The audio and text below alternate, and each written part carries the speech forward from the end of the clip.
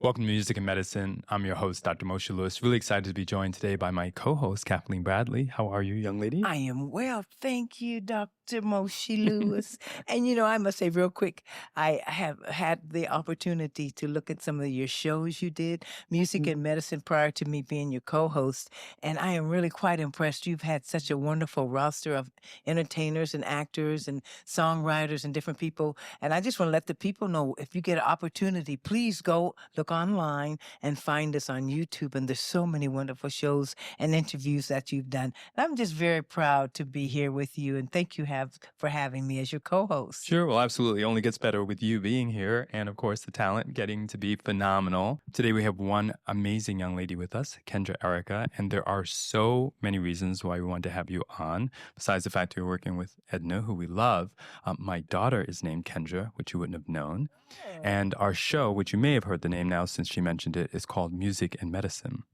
There doesn't seem to be a better fit with some of your background because obviously you're tremendously interested in music. But I also remember mentioning that you had said that with respect to music, you sort of learned how to pick up tone. Talk to us about that process in becoming an independent artist. Well, it's so kismet because I was in the hot tub last night and I came up with this quote that said, as an artist, you need to have a nutritional value. And being that I'm on Music and Medicine today, I mean, the foresight that I had, it was just, surreal. So, but back to your question on tone, I was born tone deaf. Everything that I sang was atonal, was monotonous. I couldn't really hear a note. I couldn't correlate it with anything. I couldn't match it until around 8 years old. I was introduced to a professional German opera singer who really broke me down to build me back up. He was quite strict, and he built this foundation for me to build upon. And the fundamental and classical training was just so primitive to the development of who I am today. Wow. Yeah, simply amazing.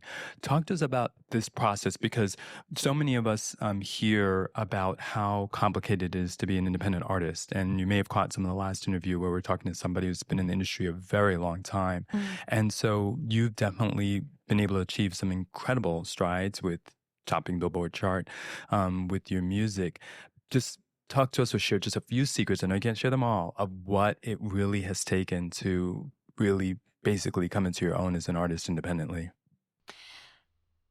As an independent artist, you need to learn how to swim upstream because you're not going with the mainstream, you're swimming upstream. And I think if you're swimming upstream, you're going to build some more muscle than by going just having the current push you. So being an independent artist, I have had to go against the grain, push envelopes when need be, not be afraid to use my voice musically and also vocally or oratively as much as possible, and also just stand my ground and be true to who I am, because in an industry that has been awarded so many that have been within the cookie cutters, there's a paradigm shift now, and independents are taking more center stage, because as an independent artist, and in order to be timeless, you have to go against the grain, and you kind of have to be a history maker instead of a cookie baker. I like That's well put. And congratulations, first of all, on all of your success. Thank Your you. videos, I've looked at them and heard your song, and being progressively climbing some of the charts, so to speak, and getting all of the accolades from the internet and social media. That's Thank you. quite a feat, and I really want to congratulate you. Now, have you been responsible for writing most of your material, and where do you draw that from, if so? Yes, most of my Billboard top 10 hits have been original, aside from Self Control, which was a remake from Laura Branigan's back in the 80s. But I have penned my songs. I feel like that's where you're very participatory in your art and in your creations.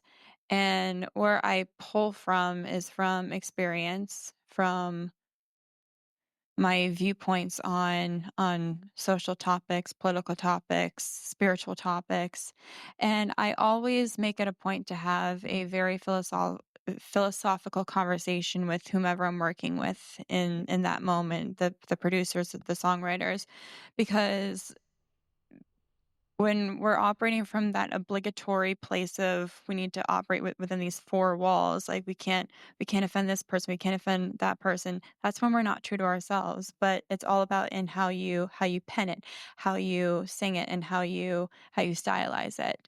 And you can be effective artistically and lyrically by being true to yourself, but by also being not so much considerate, but it's in the art is really in the delivery of how you do it. That is very true, and you do it very well. I like how you put that, and I know that you've recently or at some point did a song with Ralph Johnson I from Earth, Wind, did, and Fire. yes. He's a good friend. How did you come about getting with him and the other fellow that was on that song to collaborate for that record?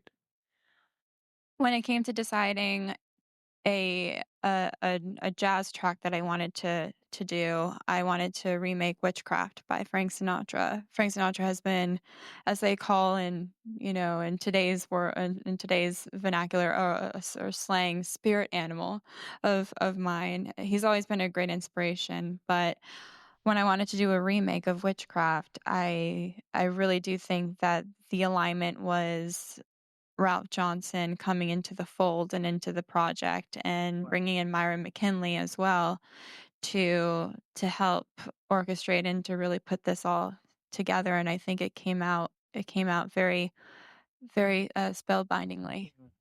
I Yeah. love the way you use words. Um, Music for you, at least to the extent that I've studied your career, has really been a platform for you to express yourself and to bring out your voice. What's that message that you want your audience to most hear? If you could just state what that was and you couldn't sing it, what do you want them most to hear?